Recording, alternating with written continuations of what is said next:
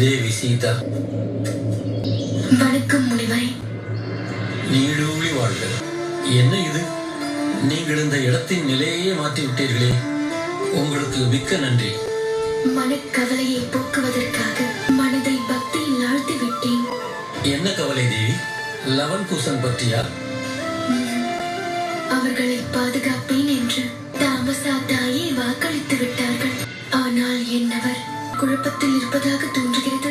என்ன காரணம் என்று தெரியவில்லை. நீங்கள் இருவரும் ஈருயிர் ஓருடல் ஆவீர்கள். ஒருவருடைய மனநிலையை சந்திக்காமலே பார்க்காமலேயே அனுபவித்து விடுவீர்கள். நான் உங்களுக்கு உறுதியளிக்கிறேன், இந்த உலகத்தை உருவாக்கியவர் உங்களுடைய அனைத்து கவலைகளையும் நிச்சயம் போக்குவார். ஓம் நான்முகனே போற்றி, ஓம் சதுமுகனே போற்றி.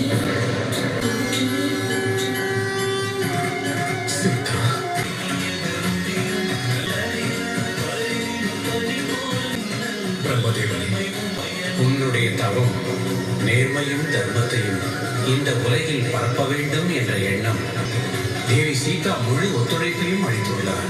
அதனால் நான் இந்த சீதையின் சிலைக்கு உயிரை அளித்திருக்கிறேன். இனி அசுவமேத யாகத்தை தேவர்களும் கூட முழுமையாக ஏற்றுக்கொள்வார்கள்.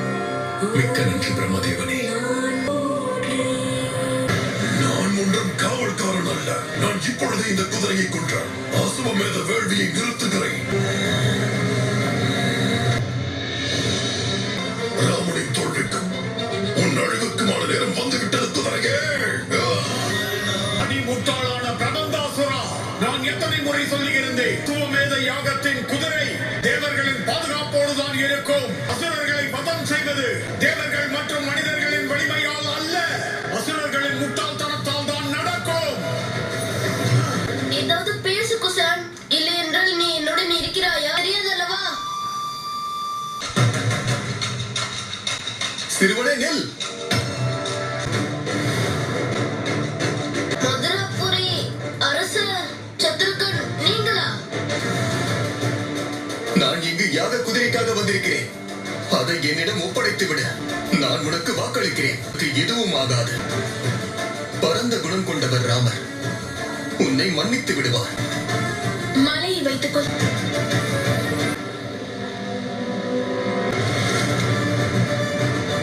அவர்கள் சாதாரண பாலகர்கள் அல்ல, விலை மதிக்க முடியாத ரத்தினங்கள். நீங்கள் இருவரும் செய்வது மிகப்பெரிய தவறு. என் வேண்டுகோளை ஏற்று காலம் கடப்பதற்கு முன் தவறை திருத்திக் கொள்ளுங்கள். மற்றவர்களுடைய அன்பு எதிர்பார்ப்பை விட குறைவாகத்தான் தெரியும். இதுதான் வித்தியாசம். உங்கள் இருவருடைய தைரியத்தில் வெளிப்படுகிறது. உங்களிடம் அன்பை எதிர்பார்க்கவில்லை. எங்களுக்கு என்ன செய்வதென்று நன்கு தெரியும். ஒருவேளை நீங்கள் யுத்தத்திற்கு முன்பு எங்களுக்கு வணக்கத்தை கூறினாலும் அப்பொழுதும் என் கண்கள் காணாது. பாம்பு கூட்டத்தோடு நாகராஜன் மாவீரனாக இருந்தாலும் செல்ல மாட்டார். நாகராஜர் செல்லாமல் இருக்கலாம், கருடனும் கீரியும் தனியாகத்தான் செல்லும். என்ன நினைத்துக் கொண்டிருக்கிறீர்கள்? கருடனா கீரியா? பாம்புகளை தன்னுடைய மகுடியால் ஆட்டி படைப்பவர். நாங்கள் அந்த எதிரி அல்ல, உங்களுடைய அர்த்தமற்ற பேச்சை கேட்டு சாவதற்கு.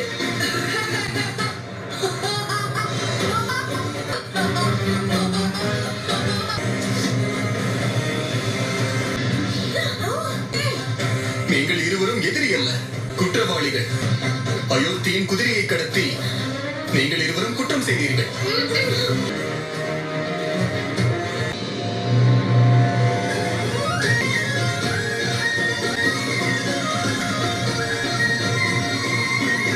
வேண்டி குதிரையை கைப்பற்றுவது குற்றம் அல்ல, அது ஒரு சவால்.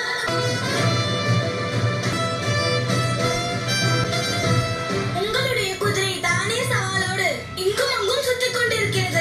நாங்கள் உங்கள் சவாலை ஏற்றுக்கொண்டு பாவம் செய்தோமா இல்ல? சவால் ராஜாக்களுக்குத்தான், சிறுவர்களுக்கு அல்ல. அதுபோல் எதுவும் எழுதவில்லையே.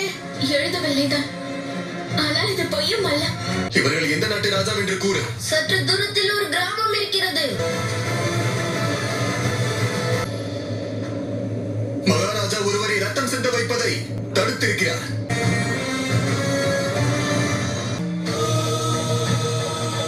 வனதேவி, உங்களின் இரு மகன்கள் அவருடைய வாழ்க்கையில் மிக கடினமான பயணத்துக்கு புறப்பட இருக்கிறார்கள். நான் உங்களிடம் ஒன்றே ஒன்று கூற விரும்புகிறேன். உங்களுடைய இரு மகன்களும் ஒரு முழு படைக்கு எதிராக யுத்தம் செய்கிறார்கள். என்ன சொல்கிறீர்கள் அம்மா தாயே? இது என்ன குழப்பம் முனிவரே? அவர்களை காப்பாற்ற வழி இல்லையா? இதிலிருந்து அவர்களை காப்பாற்ற முடியாதா? கூறுங்கள் முனிவரே. எச்சரிக்கை சிறுவர்களே, இது என்னுடைய இறுதி எச்சரிக்கை. ஆயுதத்தை ஏந்துவதற்கு முன்பு யோசனையும் இருக்காது, பேச்சும் இருக்காது. வீரர்களே, சென்றவர்களை பிடித்து வாருங்கள். தெய்வீக ஆயுதம்.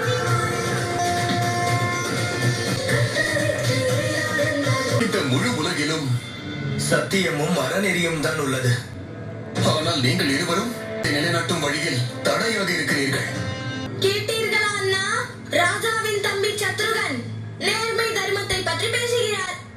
எந்த ராஜ்யத்தின் மக்களுக்கு பெண்ணின் சுகங்கள், பாதுகாப்பு, சௌபாக்கியத்தை பலிதர செய்து சந்தோஷம் அளிக்கப்படுகிறதோ அது எப்பேற்பட்ட நாடு? உங்கள் இருவருக்கும் என்ன சம்பந்தம் அயோத்தியின் மகாராணியோடு? எங்களுக்கு தெரியும், பக்தி உணர்வின் சம்பந்தம் உள்ளது. நாங்கள் ராம கதையை படித்திருக்கிறோம். ராமருக்கும் தாய் சீதைக்கும் பூஜை செய்திருக்கிறோம். என் அம்மாவை தவிர்த்து ஒரு வருடம் எங்களுக்கு அன்பு தெரிகிறது என்றால் தாய் சீதை தான். சூரிய வம்சத்தின் இந்த சூரியனின் ஒளி அயோத்தி வரை சென்றடையக்கூடாது. நீங்கள் யாரிடமும் எதையும் கூறக்கூடாது. வாழ்க அண்ணி. அண்ணனை விட்டு விலகி இருந்து தங்கள் அடையாளத்தை ரகசியமாக வைத்தும் இந்த சிறுவர்களை ராமரின் நிழலாக்கி இருக்கிறீர்கள். தெளிவாக தெரிகிறது, இந்த தெய்வீக சிறுவர்கள் அண்ணன் மற்றும் தங்களுடைய குழந்தைகள் தான். வேதங்களில் சில மந்திரங்களை விவரித்திருக்கிறார்கள். அதை கூறுவதால் அந்த தேவர்களையே பாதுகாக்க நாம் அழைக்கலாம். நான் செல்வதற்கு அனுமதி தாருங்கள் அண்ணா. அனுமனிடமிருந்து செய்தி வந்ததா? நான் நதிகள் ஓடும் அனைத்து இடங்களிலும் தேடிவிட்டேன். ஆனால் பிரபு, என்னால் குதிரையை கண்டுபிடிக்க முடியவில்லை. மகாராஜா, நாம் உடனே சேனையை அனுப்பியாக வேண்டும். தம்பி பரதா, நாம் சேனைகளை அனுப்ப வேண்டிய அவசியம் கிடையாது. பிரபு, ஒருவேளை தாங்கள் அனுமதித்தால் நான் யுத்தத்தில் தம்பி சத்ருகனுக்கு உதவி செய்ய செல்லட்டுமா?